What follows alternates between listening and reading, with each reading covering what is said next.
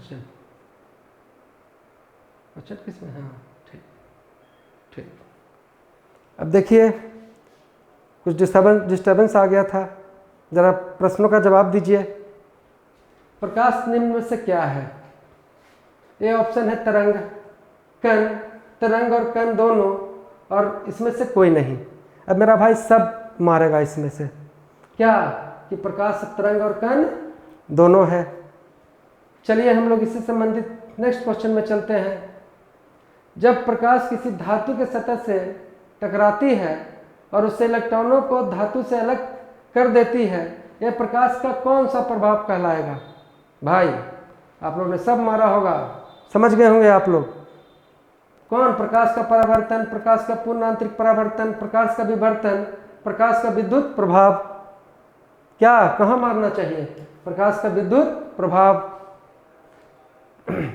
हम लोग आते हैं नेक्स्ट क्वेश्चन की ओर।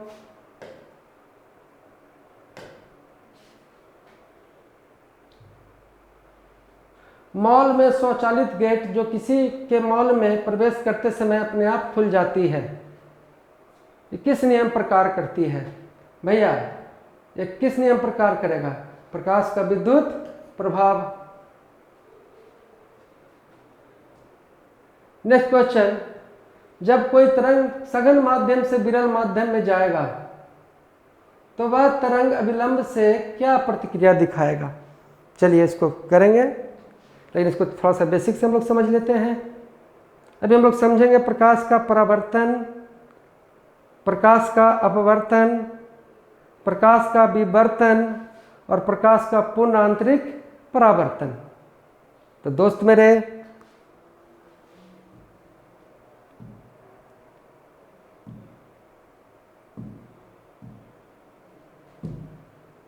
ये हो मटेरियल कैसे?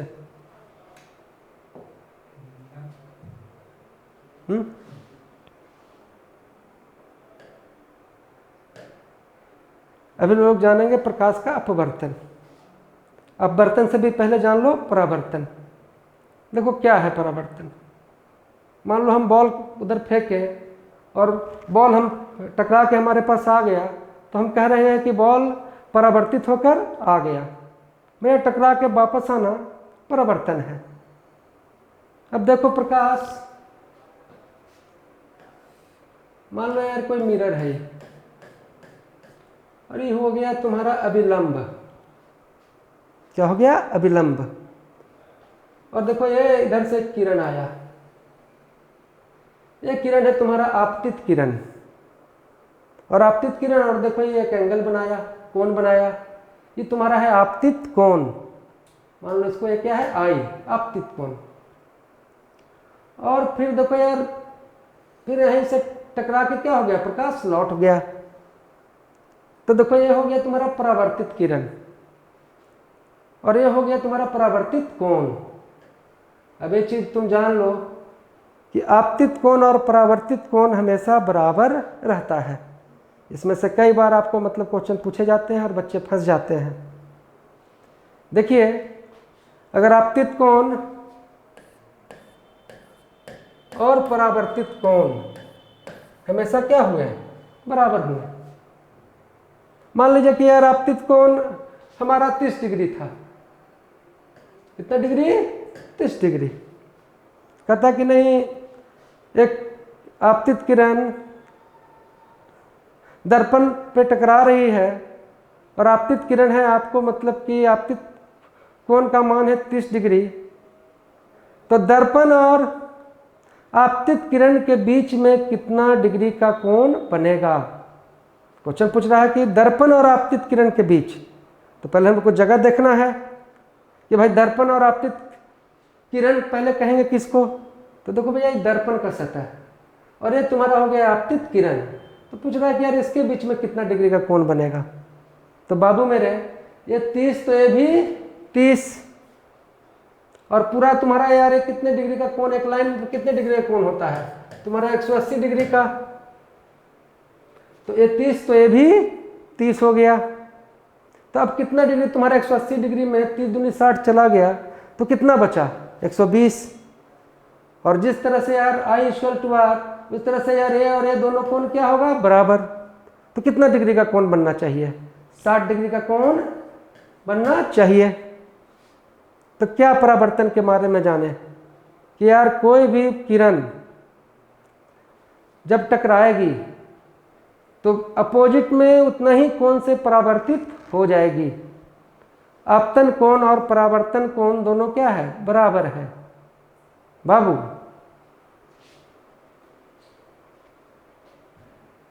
आपतन कोण और परावर्तन कोण दोनों क्या है, बराबर है। अब देखो यार परावर्तन पर बहुत सा चीज़ तुम्हारा मतलब डिपेंड कर रहा है। अब हम ऐनक में अपने आप को देख रहे हैं तो ये प्रकाश का कौन गुण दर्शा रहा है, ये प्रकाश का परावर्तन का गुण दर्शा रहा है। पेरिस्कोप आपके प्रकाश के कौन नियम पर काम कर रहा है, तो प्रकाश के परावर्तन के नियम पे कार्य कर रहा है। लेकिन अब हम आएंगे अपवर्तन की ओर। कहाँ बेटा, अपवर्तन। तो देखो जब कोई भी तरंग एक माध्यम से, मान लो यार लाइन के ऊपर अलग माध्यम था, लाइन के नीचे अलग माध्यम है, तो कोई भी तरंग जब एक माध्यम से जब दूसरे माध्यम में आएगा तो यार अपने मुख्य पथ से विचलित हो जाएगा। मान लो यार तरंग इधर हवा से आ रहा था, नीचे था पानी, तो आ रहा था तो अपने मुख्य पथ से वो क्या हो गया, विचलित हो गया। इसको जाना कहाँ था, तरंग को जाना था इधर, लेकिन चल कहाँ आया, इधर। तो जो विचलित हुआ उसी को हम कहते हैं अपवर्तन। तो देखो जितना भी तरह का तुम्हारा पानी के अंदर जो दृष्टि भ्रम है, मान लो सिक्के का बड़ा नजर आना, पानी में छड़ टेढ़ा, ये सारा सुबह शाम सूर्य का बड़ा नजर आना, ये सारा प्रकाश का अपवर्तन पर है। अब अपवर्तन में भी देखो मतलब कि कुछ कंडीशन है। कभी तरंग आपको यार सघन माध्यम से विरल माध्यम की ओर जाती है, कभी तरंग आपको यार विरल माध्यम से सघन माध्यम की ओर जाती है। तो जरा समझे हम लोग कि दोनों सिचुएशन में क्या सिचुएशन रहेगा।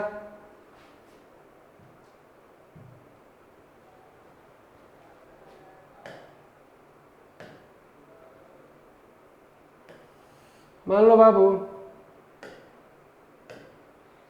ये बाउंड्री लाइन हो गया और ये बीच में तुम्हारा हो गया अभिलंब। ये क्या हो गया, अभिलंब। ये बाबू बीच वाला को कहते हैं अभिलंब।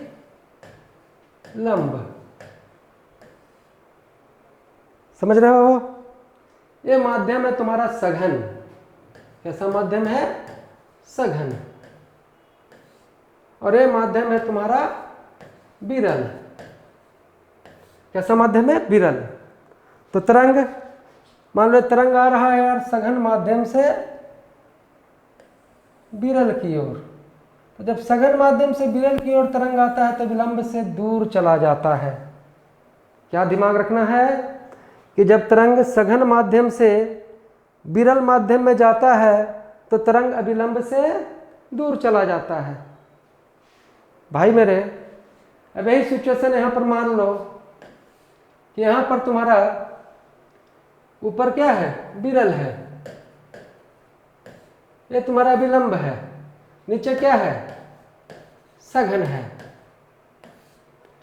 कोई भी तरंग जब विरल से सघन की ओर आएगा तो विलंब के ओर झुक जाएगा। तो क्वेश्चन बना कि तरंग जब यार सघन से विरल की ओर आया तो क्या हुआ, विलंब से दूर चला गया। जब तरंग विरल से सघन की ओर आया तो देखो विलंब की ओर झुक जा रहा है। समझे। और ये सब चीज कौन, प्रकाश का कौन सा गुण है बाबू, परावर्तन की अपवर्तन। मेरा सब भाई बोलेगा क्या, अपवर्तन, क्योंकि तरंग एक माध्यम से दूसरे माध्यम की ओर जा रहा है।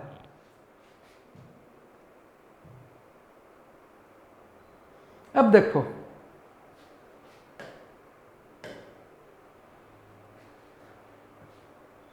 कभी ऐसा कभी कभी ऐसा भी हो जाता है, मान लो कि ये तुम्हारा देखो बेटा अभिलंब है, और ये माध्यम तुम्हारा है सघन। और ये माध्यम है तुम्हारा विरल, और ये है तुम्हारा कौन सा कोण? कौन कोण बताए थे? आपतन कोण, आपतन कोण।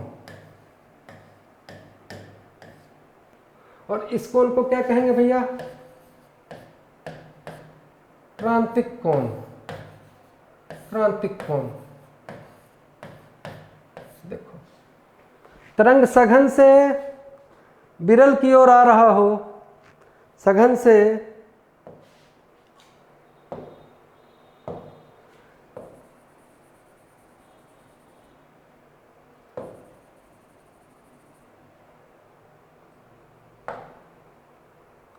तरंग सघन से विरल की ओर आ रहा हो और आपतन कोण का मान क्रांतिक कोण से बहुत ज़्यादा हो, आपतन कोण का मान क्रांतिक कोण से ज़्यादा हो, तो देखो तरंग है यार वो विरल माध्यम में जाएगा ही नहीं। तरंग देखो यहीं से लौट जाएगा, तरंग यहीं से ऊपर से ही लौट जाएगा, तरंग सघन में ही लौट जाएगा। और बाबू इसे हम कहते हैं प्रकाश का पूर्ण आंतरिक परावर्तन। तो प्रकाश के पूर्ण आंतरिक के बारे में क्या समझे कि तरंग जब सघन से विरल की ओर जाए और आपतन कोण का मान क्रांतिक कोण से ज़्यादा हो तो तरंग यार सघन माध्यम में ही लौट जाएगा, दूसरा माध्यम में जाएगा ही नहीं। और जब दूसरा माध्यम में नहीं जाएगा तो इसमें यार ऊर्जा का क्षय कम से कम होगा, इस क्रिया में ऊर्जा का क्षय कम से कम होगा। तो इसका देखिए बहुत जगह आपका उदाहरण है, जैसे आपका इंद्रधनुष का बनना, हीरा का चमकना,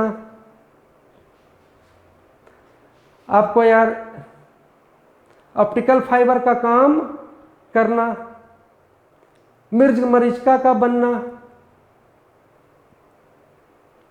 कचका हुआ कांच, मतलब कि मान लो कि कोई शीशा फूट गया है बीच से और आपको यार तुमको दूर से वो नज़र आ रहा है, तो जो फूटा हुआ भाग है वो तुमको ज़्यादा चमकता हुआ नज़र आएगा।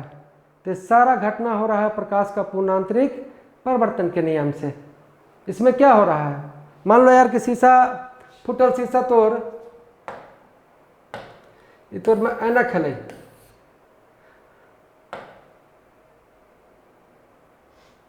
और यहाँ पर मान लो कि तुम्हारा फूट गया, दरार पड़ गया। अब दरार पड़ गया यार तो यहाँ का कांच थोड़ा सा क्या हुआ, ढीला हुआ, तो ये कौन माध्यम बन गया तुम्हारा? ये माध्यम बन गया विरल, और इधर वाला माध्यम क्या है तुम्हारा? सघन। अब जब कोई भी तरंग इधर से आएगा तो इधर से ही लौट जाएगा यार, इधर से ही, इधर से आएगा इधर से ही लौट जाएगा, और इससे क्या होगा, ये भाग ज़्यादा चमकेगा, और ये क्या कहलाएगा? प्रकाश का पूर्णांतरिक परावर्तन।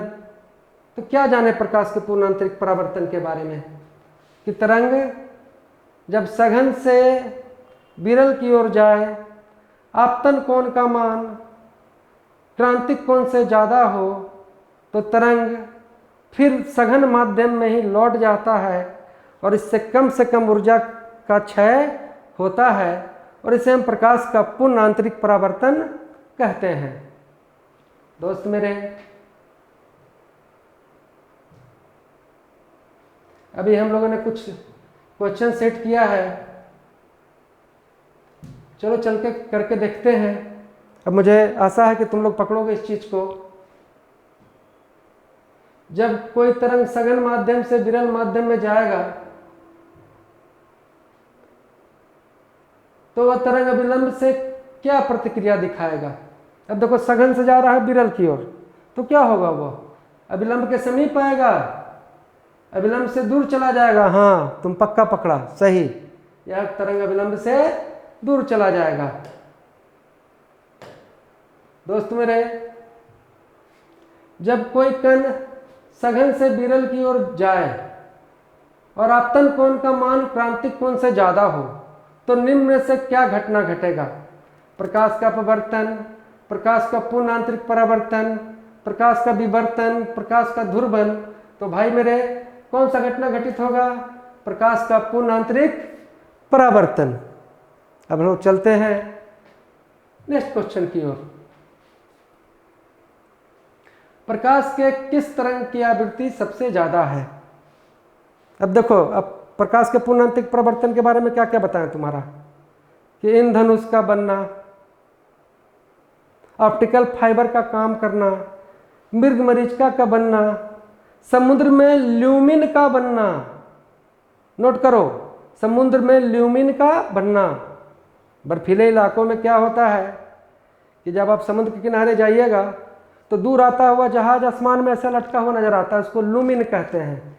तो कहेगा लूमिन का बनना प्रकाश का कौन क्रिया को कर रहा है? प्रकाश का पूर्णांतरिक परावर्तन, ऑप्टिकल फाइबर। अब देखो, ऑप्टिकल फाइबर जिसका खोज नामिंदर कपानी ने किया था। देख कितना टाइम रहा हो कि जितना टाइम में तुम लोग लिख भी सकता है जो नहीं जान रहा है। ऑप्टिकल फाइबर का खोज नामिंदर कपानी ने किया था। देखो, आज ऑप्टिकल फाइबर यार संचार की दुनिया में क्रांति लाया हुआ है। कौन खोजा था ऑप्टिकल फाइबर को? नामिंदर कपानी। हीरा क्यों चमकता है? प्रकाश का पूर्णांतरिक परावर्तन। तो भैया देखो, ऑप्टिकल फाइबर का जब हम लोग स्ट्रक्चर को देखेंगे तो ऑप्टिकल फाइबर देखो आपको इस ढंग से होता है। अब इसमें देखो, इधर आपको सघन कर दिया गया, तार को देखो सघन कर दिया गया।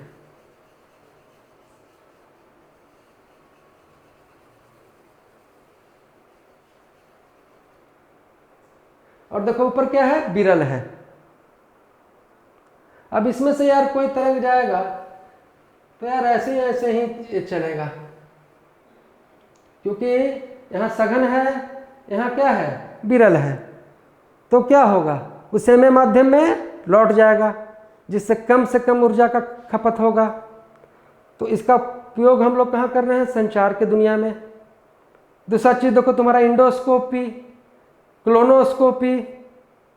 अब इंडोस्कोपी यार कैमरा को यार नली में लगा के ऑप्टिकल फाइबर में बांध के मुंह के अंदर घुसाना है। किस लिए? ताकि जो भी फोटो खींचा जाए तो सारा का सारा डाटा आ जाए। क्या कि दूसरा चीज को जब डालेंगे तो यार कुछ डाटा का क्षय हो जाएगा। तो ऑप्टिकल फाइबर में यार डाटा का क्षय कम से कम होता है। तो क्या जाने पूर्णांतरिक परावर्तन के बारे में। और बताइए, हीरा का कांतिक कोण कितना? 24.4 डिग्री। कचका हुआ कांच क्यों चमकता है? पूर्णांतरिक परावर्तन के कारण। हीरा क्यों चमकता है? पूर्णांतरिक परावर्तन के कारण। ऑप्टिकल फाइबर को किसने खोजा? नामिंदर कपानी। और ऑप्टिकल फाइबर किस सिद्धांत पे काम कर रहा है? प्रकाश का पूर्णांतरिक परावर्तन। दोस्त मेरे,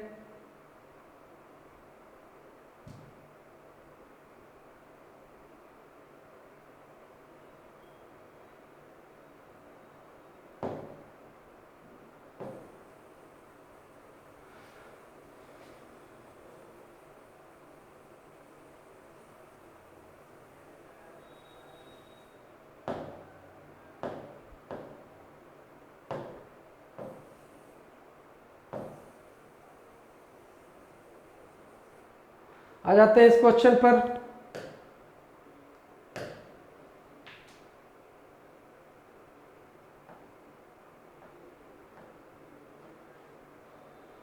प्रकाश के किस तरंग की आवृत्ति सबसे ज्यादा होगी?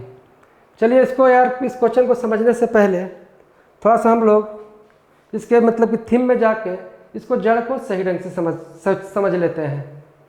क्या कि भाई बहुत सा बच्चा के मन में मतलब डाउट रहता है, तो कोई वाला डाउट हमेशा के लिए आज एकदम अपना क्लियर कर लो।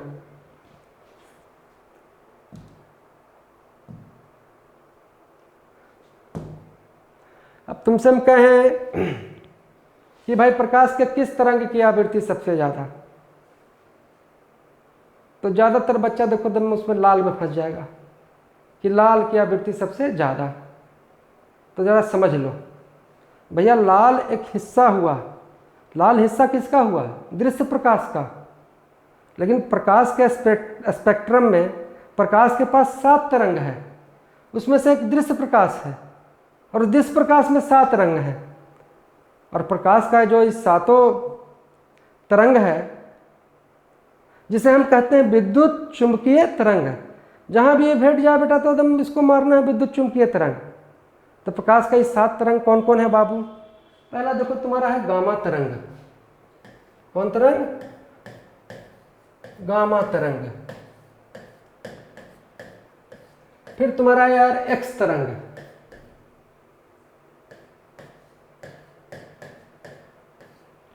फिर तुम्हारा है यार अल्ट्रा वायलेट तरंग, अल्ट्रा वायलेट। फिर तुम्हारा है यार विजिबल लाइट, दृश्य प्रकाश।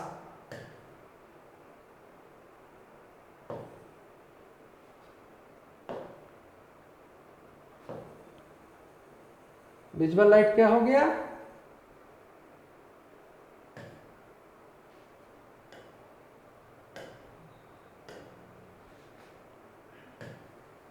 दृश्य प्रकाश। देखो क्या तरंग हुआ बेटा तुम्हारा? गामा तरंग, एक्स तरंग, अल्ट्रावायलेट तरंग, विजिबल लाइट, ये 4 हो गया। उसके बाद देखो तुम्हारा है अवरक्त तरंग। अवरक्त तरंग। अब देखो अवरक्त तरंग के बाद तुम्हारा क्या है? हमारा है सूक्ष्म कण। सूक्ष्म कण। और सबसे लास्ट में तुम्हारा है रेडियो तरंग। समझ लो, पहला गामा तरंग, दूसरा एक्स तरंग, तीसरा अल्ट्रावायलेट तरंग, चौथा विजिबल लाइट जिसे हम कह रहे हैं दृश्य प्रकाश, जिसमें तुम्हारा लाल, हरा, नीला, बैगनी ये सब चीज है। समझ लो अच्छा से। उसके बाद तुम्हारा क्या है? अवरक्त तरंग। फिर क्या है? सूक्ष्म कण। और फिर है रेडियो तरंग। देखो एक चीज दिमाग में बैठा लो कि देखो जो आवृत्ति है वह आपको तरंग दैर्घ्य का उल्टा होता है, वही कर्मानुपाती होता है, उल्टा होता है। अगर आवृत्ति ज़्यादा है तो तरंग दैर्घ्य कम होगा। तो देखो यहीं से गामा तरंग की आवृत्ति सबसे ज़्यादा है। अब तुमसे पूछ दे कि भाई अगर गामा तरंग की आवृत्ति सबसे ज़्यादा है तो गामा तरंग का तरंग दैर्घ्य क्या होगा? सबसे कम होगा। देखो जब हम इधर से इधर जाएंगे तो आवृत्ति कमते जाएगा भाई मेरे, आवृत्ति कमते जाएगा। और जब आवृत्ति कमते जाएगा तो क्या बढ़ते जाएगा? जब आवृत्ति कमते जाएगा तो तरंग दैर्घ्य बढ़ते जाएगा। तो जरा इस सीरीज को जो बच्चा नहीं लिखा है, कुछ बच्चा तो क्लास किया था, तुम करवाए थे, जो नहीं लिखा है बच्चा लिख लेगा गामा तरंग, एक्स तरंग, अल्ट्रावायलेट तरंग, विजिबल लाइट। विजिबल लाइट के देखो ब्रैकेट में यहां करके लिखेगा दृश्य प्रकाश। और उसके बाद तुम्हारा है अवरक्त तरंग। और उसके बाद तुम्हारा है सूक्ष्म कण जिसे हम कहते हैं यार माइक्रोवेव। अरे वही माइक्रोवेव जिसमें मतलब लिट्टी पकावल जाता है। पूछ भी देता है क्वेश्चन कि माइक्रोवेव में कोई भी चीज किस चीज से गर्म होता है, तो सूक्ष्म कण से गर्म होता है। और सबसे लास्ट में तुम्हारा क्या है? रेडियो तरंग। तो क्या जाने, क्या आवृत्ति ज्यादा रहेगा तो तरंग दैर्घ्य कम रहेगा। और आवृत्ति देखो यार इसी हिसाब से घटते जा रहा है। तो सबसे कम आवृत्ति किसका है बाबू? तुम्हारा है रेडियो तरंग का। तो रेडियो तरंग की आवृत्ति सबसे ज्यादा है, तो रेडियो तरंग का यार तरंग दैर्घ्य क्या होगा? रेडियो तरंग की आवृत्ति सबसे कम है तो रेडियो तरंग का तरंग दैर्घ्य क्या होगा? सबसे ज्यादा होगा बाबू मेरे। रेडियो तरंग का आपका तरंग दैर्घ्य क्या होगा? सबसे ज्यादा होगा। अब ये चीज दिमाग में फिर से बैठाना है कि देखो जिसका तरंग दैर्घ्य कम रहेगा वो फैलेगा ज्यादा, और जिसका तरंग दैर्घ्य ज्यादा रहेगा वो फैलेगा कम। अब तुमसे पूछे कि गामा तरंग ज़्यादा फैलेगा कि यार रेडियो तरंग ज़्यादा फैलेगा, तो बोलो कौन? रेडियो? अरे भैया गामा, गामा तरंग की क्या है, आवृत्ति ज़्यादा है लेकिन तरंग दैर्घ्य कम है। आवृत्ति का एंटी है तरंग दैर्घ्य। तभी तो देखो यार कि तुम्हारा यार रिमोट में देखो रेडियो तरंग का उपयोग होता है। तुम्हारा जितने भी मतलब कि मोबाइल टावर और जो मतलब कि टीवी का जो टावर है वो सब में यार रेडियो का जो टावर है उसमें रेडियो तरंग का उपयोग हो रहा है। तब तो नाम दिया रेडियो तरंग। क्या है कि भाई इस तरंग का उपयोग करेंगे तो भाई दूर से दूर तक मतलब कि मैसेज को हम पहुंचा सकते हैं। तो तुमसे पूछे कि कौन तरंग ज़्यादा फैलेगा तो कौन बोलोगे? ये हाँ यही नहीं। कौन तरंग फैलेगा बेटा? गामा तरंग। किस तरंग की आवृत्ति ज़्यादा? गामा तरंग की। अब देखो यहां से गामा तरंग, एक्स तरंग, अल्ट्रावायलेट तरंग, ये तो एकदम डेंजर तरंग हो। ये तरंग अगर धरती पर आ जाए तो धरती पर जीना हराम कर देगा। तो देखो ओजोन जो परत है यही सब तरंग को तो रोक लेता है, नहीं आने देता है। इसलिए तो ओजोन हमारा सुरक्षा कवच है। समझ रहे हो बात? लेकिन अब यहां से देखो तुम्हारा दृश्य प्रकाश ये तो वहीं रहा है। अब तो हम लोग ओजोन परत में छेद कर दिए हैं तो इस सब का भी दर्शन हो रहा है। देखो अवरक्त तरंग, तो जो तरंग सूर्य का जो तरंग गर्मी दे रहा है वो अवरक्त तरंग है। तो तुमसे पूछे यार कि सूर्य का जो मतलब कि 7 गो तरह का तरंग है, गामा तरंग, एक्स तरंग, अल्ट्रावायलेट, विजिबल दृश्य प्रकाश, अवरक्त तरंग, सूक्ष्म कण, रेडियो तरंग, इसमें कौन सा 3 तरंग सबसे डेंजर है? तो कौन बोलेगा? अल्ट्रावायलेट। कौन? एक्स तरंग। और कौन तरंग? गामा तरंग। और तुमसे अगर ये क्वेश्चन पूछा जाए कि सूर्य के स्पेक्ट्रम, जो प्रकाश का स्पेक्ट्रम है, उसके बीच में यार कौन तरंग है? कौन तरंग बोलोगे? तो बीच में कौन तरंग हो गया बाबू? दृश्य प्रकाश। कौन हो गया? दृश्य प्रकाश। देखो 7 गो है, 1 गो, 2 गो, 3 गो, और नीचे भी देखो क्या, 1 गो, 2 गो, 3 गो। तो 7वां बीच में कौन होगा? दृश्य प्रकाश। तब जब बोले कि यार प्रकाश के स्पेक्ट्रम में कौन सा मतलब कि प्रकाश का तरंग बीच में रहेगा, मध्य में रहेगा, तो वो कौन रहेगा? दृश्य प्रकाश। चलिए भाई मेरे समझे होंगे इस चीज़ को जरूर आप लोग। अब आइए थोड़ा सा दृश्य प्रकाश में, विजुअल लाइट में। इससे हमेशा क्वेश्चन रहता है और बच्चा हमेशा कंफ्यूज करता है, तो एकदम इस कंफ्यूजन को हमेशा के लिए दूर कर लो। और देखो यार जब सही ढंग से मेहनत किया जाता है तो कोई घबराने का जरूरत नहीं है। मैं टॉपिक वाइज ये सारा वीडियो आपका मतलब कि फिजिक्स का, इसके बाद लाइट के बाद आपको साउंड करूँगा, फिर विद्युत करूँगा, फिर हीट करूँगा, फिर सारा आपका मतलब कि हाइट एंड डिस्टेंस जितना तरह का फार्मूला है उस पर आपका मतलब कि सारा आपका न्यूमेरिकल बनवाऊँगा। और टॉपिक वाइज टॉपिक केमिस्ट्री भी सही ढंग से समझाने का कोशिश करूँगा। बारीकी से चीज़ को समझना है, कॉन्सेप्ट से पढ़ना है। देखो रटने से काम नहीं चलेगा दोस्त। अब हम लोग आ रहे हैं दृश्य प्रकाश में।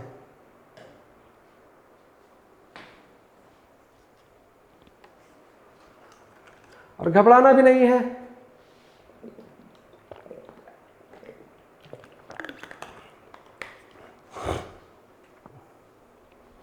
जो तुम्हारा दृश्य प्रकाश है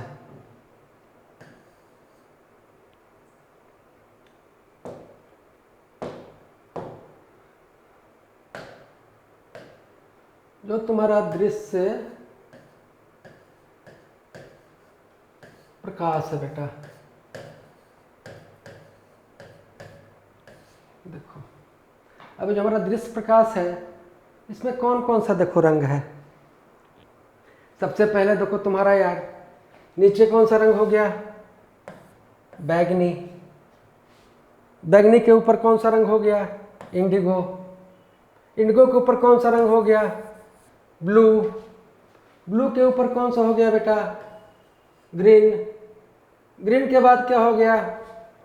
तुम्हारा येलो। येलो के बाद क्या हो गया ऑरेंज, और सबसे ऊपर क्या हो गया रेड। तो देखो जब इधर से हम आएंगे तो पहले कौन था, रेड, सॉरी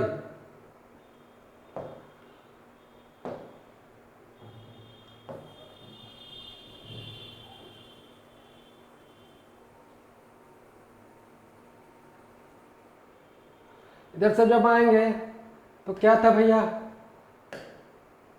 पहले बैगनी, फिर इंडिगो, फिर ब्लू, फिर ग्रीन, फिर येलो, फिर ऑरेंज, फिर रेड।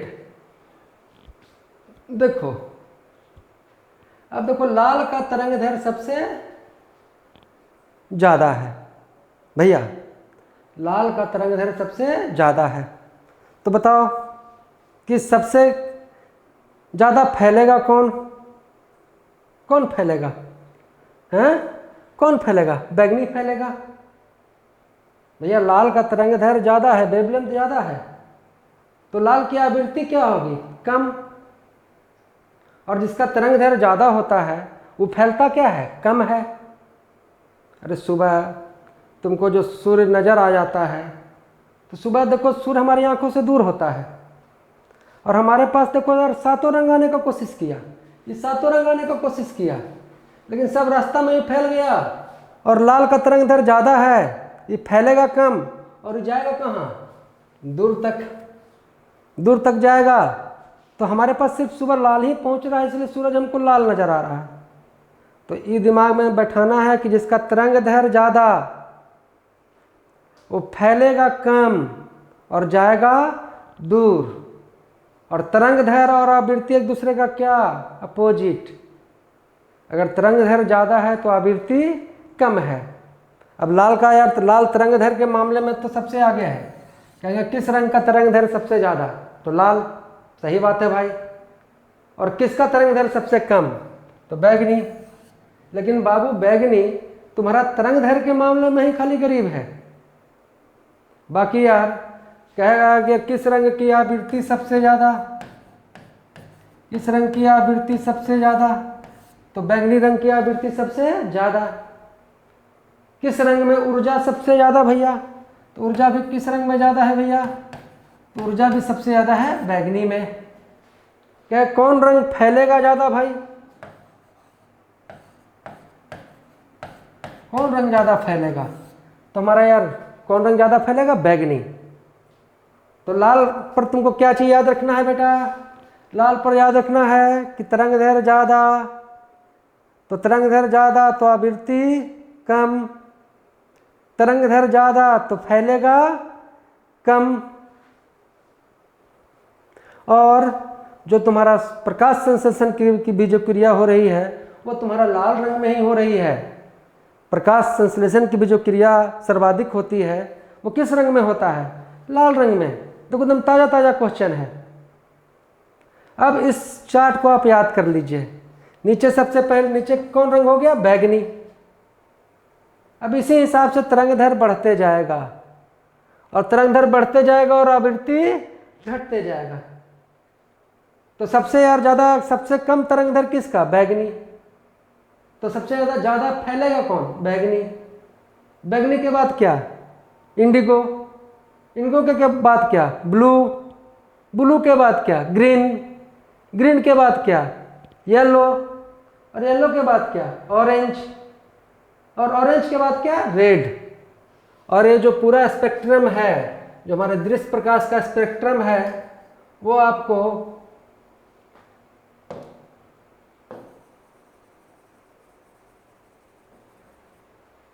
7800 लाल का तरंगदैर्घ्य है आपको लमसम 7800 एंगस्ट्रम, और जो बैगनी का जो तरंगदैर्घ्य है वो आपको है लगभग 3900 एंगस्ट्रम। तो हमारा जो पूछ दे कि नहीं दृश्य प्रकाश कितने से कितने एंगस्ट्रम के बीच है, तो 3900 एंगस्ट्रम से 7800 एंगस्ट्रम। किस रंग का तरंगदैर्घ्य ज़्यादा है, लाल। कौन रंग में प्रकाश संश्लेषण ज़्यादा होगा, लाल। लाल का तरंगधैर्घ्य ज़्यादा है तो तरंगधैर्घ्य का दुश्मन कौन? आवृत्ति। पूछे कि किस रंग की आवृत्ति सबसे कम? तो लाल। लेकिन किस रंग की आवृत्ति सबसे ज़्यादा? बैगनी। किस रंग में ऊर्जा ज़्यादा? बैगनी। कौन रंग ज़्यादा फैलेगा? बैगनी। मान लो यार थोड़ा क्वेश्चन दे देता कि निम्न में से कौन सा रंग ज़्यादा फैलेगा, और देता है ऑप्शन में तुमको देता है यार येलो, ग्रीन, ब्लू और इंडिगो देता, तुमको बैगनी नहीं देता। अब मेरा भाई तो नहीं फंसेगा, भाई कौन रंग ज़्यादा फैलेगा? तो इंडिगो फैलेगा। पूछता कि नहीं निम्न में से कौन सा रंग सबसे कम फैलेगा? तो भैया जिसका तरंगधैर्घ्य ज़्यादा रहेगा। और नीचे से एकदम चार्ट को देखो सब बाबू, सब एकदम इसको नोट करो, BIBGYOR, ये हमेशा पूछा जाता है। और अब देखो आर्मी क्या कर रहा है कि सीरीज गड़बड़ा देगा और कहेगा नहीं कि तरंगधैर्घ्य के हिसाब से 4 ऑप्शन मिल जाएगा कि तरंगधैर्घ्य के हिसाब से इसको कौन सा ऑप्शन मतलब कि सही ढंग से सजाया हुआ है। तो भैया सबसे कम तरंगधैर्घ्य इसमें किस में? बैगनी। अब कहीं से घुमा के थोड़ा दे, कह दे कि नहीं यार येलो, ग्रीन, ब्लू और इंडिगो में कौन रंग सबसे कम फैलेगा? तो कौन का सबसे कम फैलते? येलो फैलेगा। कौन रंग सबसे ज़्यादा फैलेगा? तो इंडिगो फैलेगा। तो अब हमको लगता है कि तुम लोग इस मामले में अब कभी गड़बड़ नहीं होगा। और ये जो फैलाव हो रहा है वो किस आधार पर हो रहा है? तरंगधैर्घ्य के आधार पर हो रहा है। भैया जब प्रकाश जब कोई कण से टकराया तो कण से टकराने के बाद क्या हुआ? अपने तरंगधैर्घ्य के हिसाब से भाई 7 रंग में विभक्त हो गया। तो कौन रंग विभक्त हो गया? दृश्य प्रकाश विभक्त हुआ। दृश्य प्रकाश के भाग हैं लाल, पीला, हरा, बैगनी। लेकिन प्रकाश के स्पेक्ट्रम में कितने हैं? 7 तरंग। और कौन कौन तरंग बोला था? गामा तरंग, हमने आपको बताया एक्स तरंग, अल्ट्रावायलेट तरंग। क्या बताया उसके बाद? दृश्य प्रकाश। दृश्य प्रकाश के बाद क्या? बोल। अवरक्त, सूक्ष्म कण, रेडियो तरंग। तो पूछे तुमसे कि रेडियो तरंग कौन सा तरंग? तो बोलना विद्युत चुंबकीय तरंग।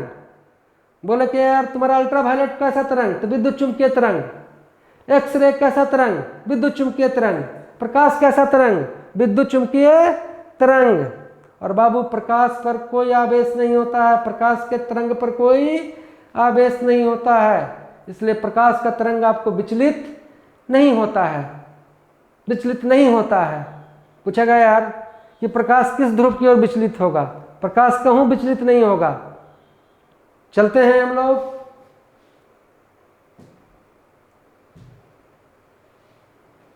क्वेश्चन की ओर बाबू।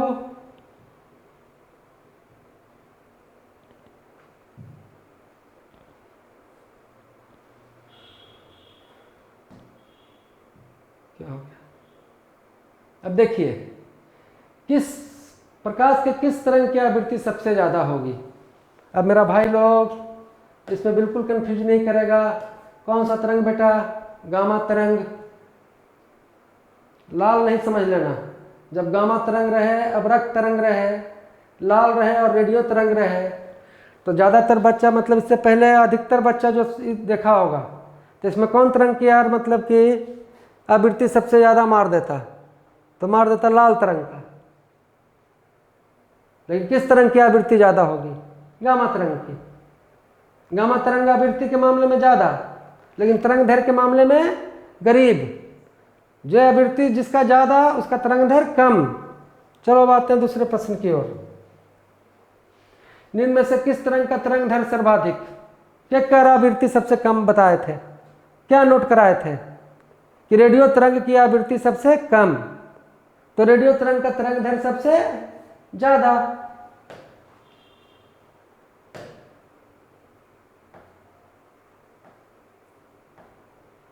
रेडियो तरंग का आपको तरंगधैर्घ्य सबसे ज्यादा। तभी तो यार कि आप बताओ कि रिमोट में कौन सा तरंग? रेडियो तरंग है ना। क्या है कि भाई अगर तरंगधैर्घ्य ज्यादा है ये फैलेगा कम और जाएगा दूर तक, तो दूर तक हम सिग्नल इससे भेज सकते हैं। चलिए हम आते हैं हम लोग नेक्स्ट प्रश्न की ओर। सुई को धूप में रखने पर उसके नोक का प्रतिबिंब नहीं बनता है, क्यों? देखो कभी सुई को ऐसे रखोगे धूप में तो उसके नोक का प्रतिबिंब नहीं बनता है। तो यह है प्रकाश का विवर्तन। देखो प्रकाश जब किसी सूक्ष्म कण से टकराता है तो परावर्तित ना होके वो क्या होता है कि विचलित कर जाता है। मान लो ये प्रकाश किसी सुई से टकराया, अब सुई से टकराया, सुई का देखो ऊपर ये नोक है, अब नोक है पतला, अब प्रकाश इससे अब टकराया,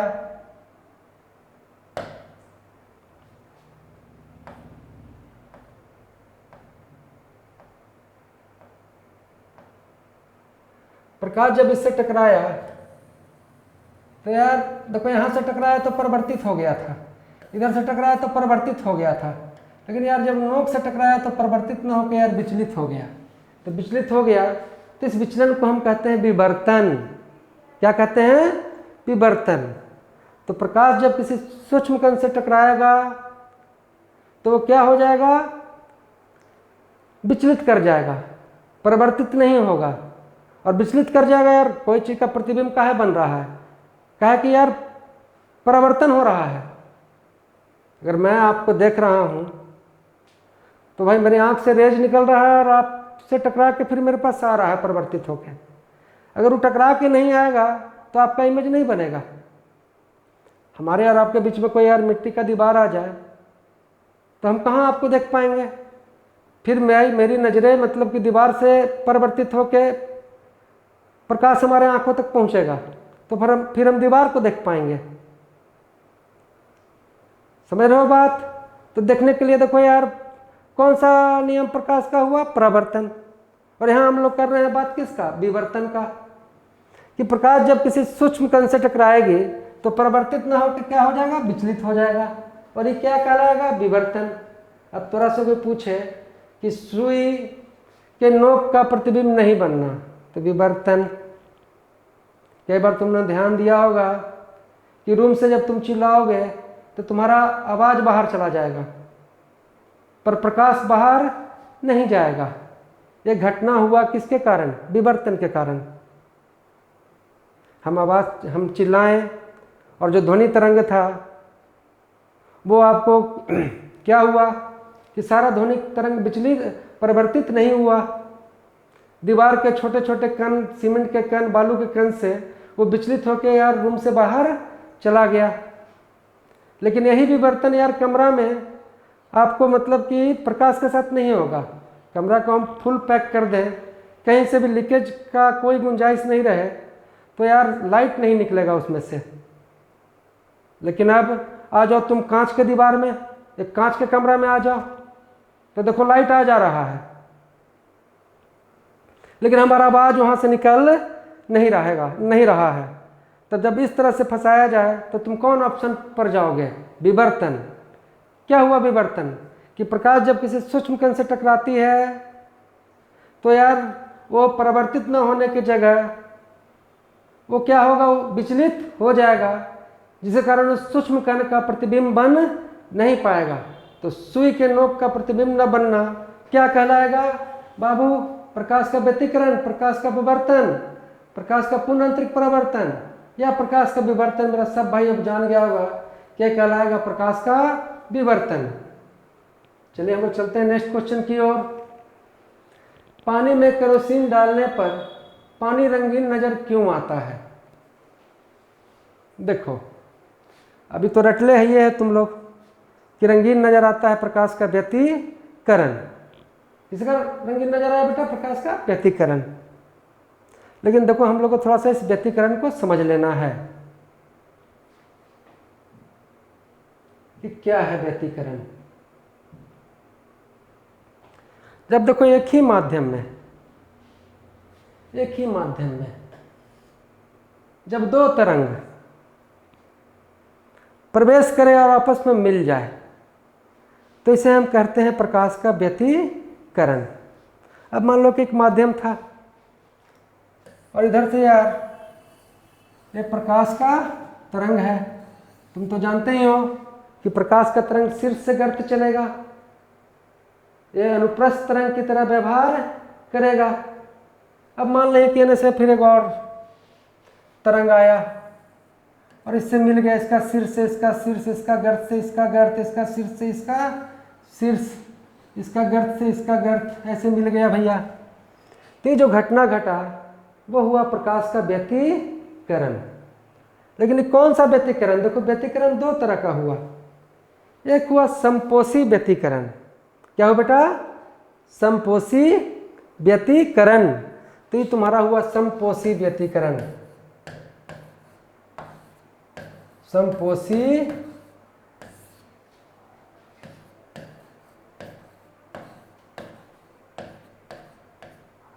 अब तुमसे पूछे कि जब कोई तरंग एक ही माध्यम में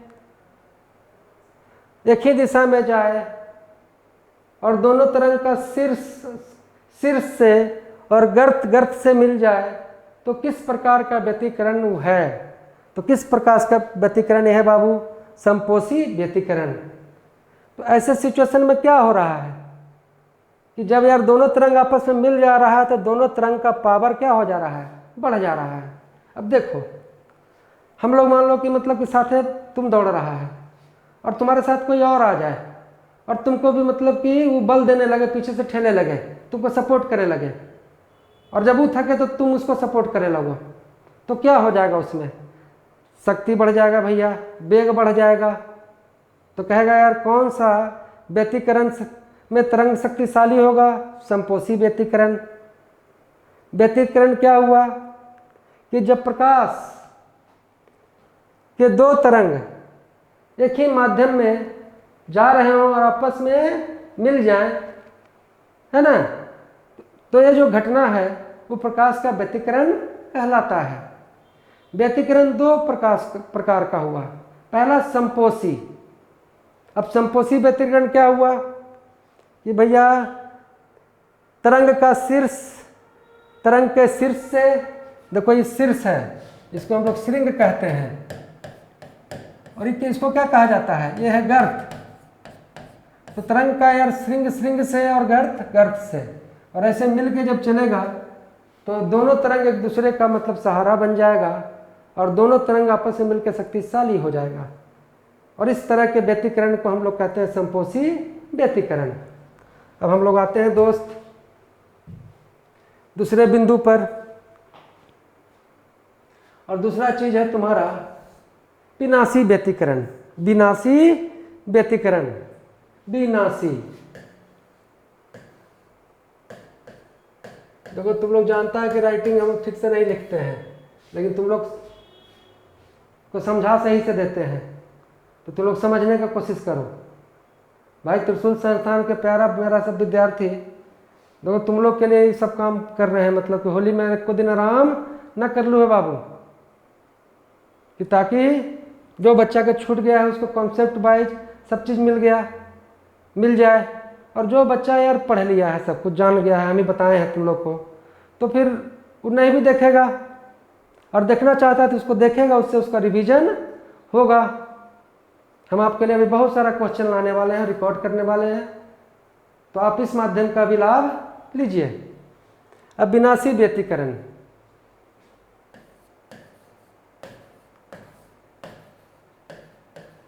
देखिए कौचुर विनाशी व्यतिकरण। मान लें कि तरंग यहां से गाया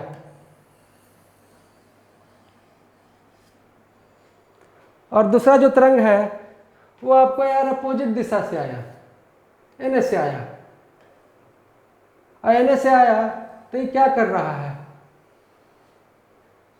ये क्या कर रहा है? इसको विनाश में ला रहा है। ये एन से आना चाह रहा है, ये एन से इसको रोक रहा है। अब रोक रहा है तो इसमें क्या हो गया? गति क्या हो गया? बहुत कम हो गया। दोनों एक दूसरे की शक्ति को क्या कर दिया? तरंग खत्म कर दिया। दोनों एक दूसरे के पावर को क्या कर दिया? समाप्त कर दिया। तो भैया मोरे ये हो लो विनाशी व्यतिकरण। तो विनाशी व्यतिकरण में तरंग यार सेम डायरेक्शन से जाएगा कि अपोजिट डायरेक्शन से? उल्टा डायरेक्शन से। जब संपोषी व्यतिकरण होगा तो तरंग के शीर्ष से और तरंग का गर्त तरंग के गर्त से मिल जाएगा। अब मेरा भाई लोग मोटा मोटी व्यतिकरण समझ गया होगा, और व्यतिकरण का अगर कॉन्सेप्ट से क्वेश्चन पूछेगा तो फंसेगा नहीं। तो बोल कौन सा व्यतिकरण ताकतवर हुआ? संपोषी व्यतिकरण। कौन सा व्यतिकरण यार कमजोर हुआ? तो विनाशी व्यतिकरण। व्यतिकरण हुआ क्या? जब दो तरंग यार एक ही माध्यम में आ जाए, या तो आपस में मिल जाए और नहीं तो यार एक दूसरे का विरोध करे, इस घटना को हम लोग कहते हैं प्रकाश का व्यतिकरण।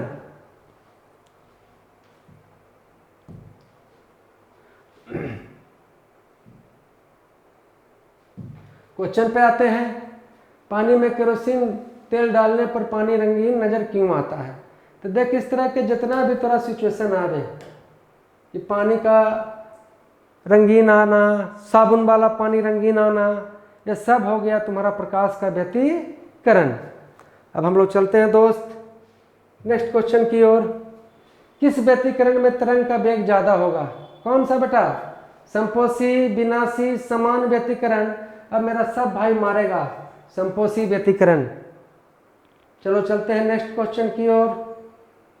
समुद्री सिप्पी सुनहरी क्यों नजर आती है? तो देखो यह है बेटा प्रकाश का ध्रुवन। अब क्या हुआ ध्रुवन?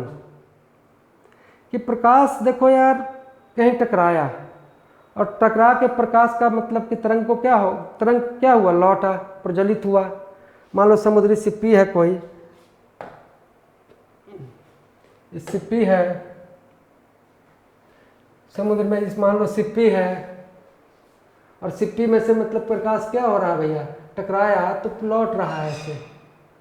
तो प्रकाश क्या हो रहा है? वो लौट रहा है, तो प्रकाश वो सिप्पी क्या हो रहा है? सुनहरा नजर आ रहा है।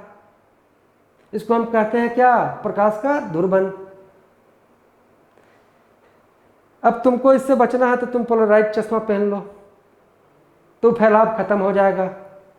कभी रात को तुम देखते होगे कि भैया जब गाड़ी का लाइट पूरा एकदम चमक रहा है और तुम रंगीन चश्मा पहन लेते हो, तो तुमको यार पोलराइज अगर चश्मा पहन लेते हो तो बहुत हद तक मतलब बिखराव क्या हो जाता है? खत्म हो जाता है। प्रकाश फिर सीधे रेखा में गमन करती है। तो समुद्री सिप्पी का सुनहरा होना क्या? ध्रुवन। क्या होगा? ध्रुवन। और ध्रुवन को कंट्रोल करने के लिए कैसा चश्मा पहनेंगे भैया? पोलराइज चश्मा। चलिए आते हैं नेक्स्ट क्वेश्चन की ओर। रात के अंधेरे में फोटो खींचने के लिए किस तरंग की आवश्यकता पड़ती है? तो जान जाओ कि रात का अंधेरा रहे या तुम्हारा दूर का फोटो हो, उसमें हम लोग प्रयोग करते हैं अवरक्त तरंग का, इंफ्रारेड का। क्यों हम लोग इंफ्रारेड तरंग का प्रयोग करते हैं बाबू? क्योंकि देखो यार, देखो गामा तरंग, इसकी आवृत्ति क्या है? ज़्यादा है। इसका तरंग दैर्घ्य क्या है? कम है।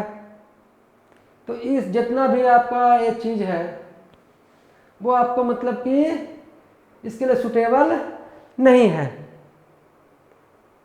अवरक्त तरंग का जब प्रयोग किया जाता है तो अवरक्त तरंग ज़्यादा दूर तक फैलता नहीं है, और फैलता नहीं है और इसके अंदर ऊर्जा भी होता है। तो ये आपको रात को फोटो लेने के लिए, चाहे दूर का फोटो लेने के लिए, ये आपको उपयोगी तरंग है। तो दोस्त मेरे, रात को यार फोटो कौन तरंग से लेगा यार? कौन तरंग का प्रयोग करेगा? अवरक्त तरंग का। चला जाते हैं हम लोग नेक्स्ट क्वेश्चन में। निम्न में से कौन सा लेंस अपसारी है? थोड़ा सा ब्रेक लेंगे।